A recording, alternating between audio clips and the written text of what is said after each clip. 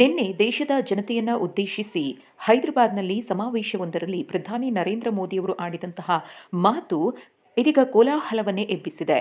ಅದೇನಪ್ಪಾ ಅಂದ್ರೆ ಮಧ್ಯಪ್ರಾಚ್ಯ ಬಿಕ್ಕಟ್ಟಿನಿಂದ ದೇಶದ ವಿದೇಶಿ ವಿನಿಮಯದ ಮೇಲೆ ಒತ್ತಡ ಹೆಚ್ಚಾಗಿದೆ ಅಂತ ಪ್ರಧಾನಿ ನರೇಂದ್ರ ಮೋದಿಯವರು ಮಾತು ಆರಂಭಿಸಿ ಪೆಟ್ರೋಲ್ ಡೀಸೆಲ್ ಬಳಕೆಯನ್ನ ಕಡಿಮೆ ಮಾಡಬೇಕು, ಮೆಟ್ರೋ ಮತ್ತು ಕಾರ್ಪೂಲ್ ಬಳಸುವುದು, ಎಲೆಕ್ಟ್ರಿಕ್ ವಾಹನಗಳಿಗೆ ಹೆಚ್ಚು ಮಾನ್ಯತೆಯನ್ನು ಕೊಡುವುದು, ಚಿನ್ನ ಖರೀದಿ ಮತ್ತು ವಿದೇಶಿ ಪ್ರವಾಸವನ್ನ 1 ವರ್ಷ ಮುಂದೂಡಿ ಅಂತ ಹೇಳಿ ಕರೆ ಕೊಟ್ಟಿದ್ರು.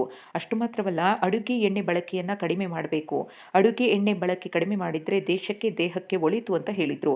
ಹಾಗೆಯೇ ರಾಸಾಯನಿಕ ಗೊಬ್ಬರ ಬಳಕೆ ಇಳಿಸುವುದು, ನೈಸರ್ಗಿಕ ಕೃಷಿ ಮತ್ತು ಸ್ವದೇಶಿ ಉತ್ಪನ್ನಗಳಿಗೆ ಉತ್ತೇಜನ ನೀಡುವಂತೆ ಪ್ರಧಾನಿ ನರೇಂದ್ರ ಮೋದಿ ಅವರು ಸಲಹೆ ಕೊಟ್ಟಿದ್ರು. ಯಾಕಂದ್ರೆ ಮಧ್ಯಪ್ರಾಚ್ಯದ ಬಿಕ್ಕಟ್ಟಿನಿಂದಾಗಿ ದೇಶದ ಮೇಲೆ ಮುಂದಿನ ದಿನಗಳಲ್ಲಿ ಮತ್ತಷ್ಟು ಪರಿಣಾಮ ಬೀರಬಹುದು ಅಂತ ಹೇಳಿ ಪ್ರಧಾನಿ ನರೇಂದ್ರ ಮೋದಿ ಅವರು ಆಡಿದಂತಹ ಈ ಮಾತುಗಳೇ ಇದೀಗ ರಾಜಕೀಯ ಕೆಸರಚಾಟಕ್ಕೆ ಕಾರಣವಾಗಿದೆ.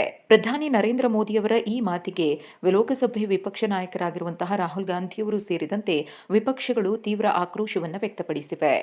ಈ ಕುರಿತು ರಾಹುಲ್ ಗಾಂಧಿಯವರು ಸಾಮಾಜಿಕ ಜಾಲತಾಣವಾದ ಎಕ್ಸ್ನಲ್ಲಿ ಪೋಸ್ಟ್ ಮಾಡಿದ್ದು, ಮೋದಿಜಿ ಜನರಿಗೆ ತ್ಯಾಗ ಮಾಡಲು ಕರೆ ನೀಡಿದ್ದಾರೆ. ಚಿನ್ನ ಖರೀದಿಸಬೇಡಿ, ವಿದೇಶಕ್ಕೆ ಹೋಗಬೇಡಿ, ಪೆಟ್ರೋಲ್ ಕಡಿಮೆ ಬಳಸಿ, ರಸಗೊಬ್ಬರ ಹಾಗೂ ಅಡುಗೆ ಎಣ್ಣೆ ಬಳಕೆಯನ್ನು ಇಳಿಸಿ, ಮೆಟ್ರೋ ಬಳಸಿರಿ, ವರ್ಕ್ ಫ್ರಮ್ ಹೋಮ್ ಮಾಡಿ ಎಂದಿದ್ದಾರೆ.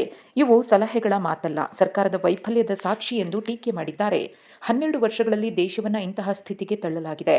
ಈಗ ಜನರಿಗೆ ಏನ್ ಖರೀದಿಸಬೇಕು, ಎಲ್ಲಿ ಹೋಗಬೇಕು ಎಂಬುದನ್ನ ಸರ್ಕಾರ ಹೇಳುವ ಪರಿಸ್ಥಿತಿ ಬಂದಿದೆ. ತಮ್ಮ ವೈಫಲ್ಯದಿಂದ ತಪ್ಪಿಸಿಕೊಳ್ಳಲು ಸರ್ಕಾರ ಹೊಣೆಗಾರಿಕೆಯನ್ನ ಜನರ ಮೇಲೆ ಹಾಕ್ತಿದೆ ಅಂತ ಆರೋಪ ಮಾಡಿದ್ದಾರೆ. ಇವರು ರಾಜಿ ಮಾಡಿಕೊಂಡ ಪ್ರಧಾನಮಂತ್ರಿಯಾಗಿದ್ದು ದೇಶ ನಡೆಸುವ ಸಾಮರ್ಥ್ಯವನ್ನ ಕಳೆದುಕೊಂಡಿದ್ದಾರೆ ಅಂತ ಟೀಕಿಸುವುದರ ಜೊತೆಗೆ ಅಮೆರಿಕ ಇರಾನ್ ಯುದ್ಧ ನಡೀತಾ ಇದ್ದು 3 ತಿಂಗಳು ಕಳೆದರೂ ದೇಶದ ಇಂಧನ ಭದ್ರತೆಯ ಕುರಿತು ಸರ್ಕಾರದ ಬಳಿ ಸ್ಪಷ್ಟ ಯೋಜನೆ ಇಲ್ಲ ಅಂತ ಹೇಳಿ ಕಿಡಿಕಾರಿದ್ದಾರೆ.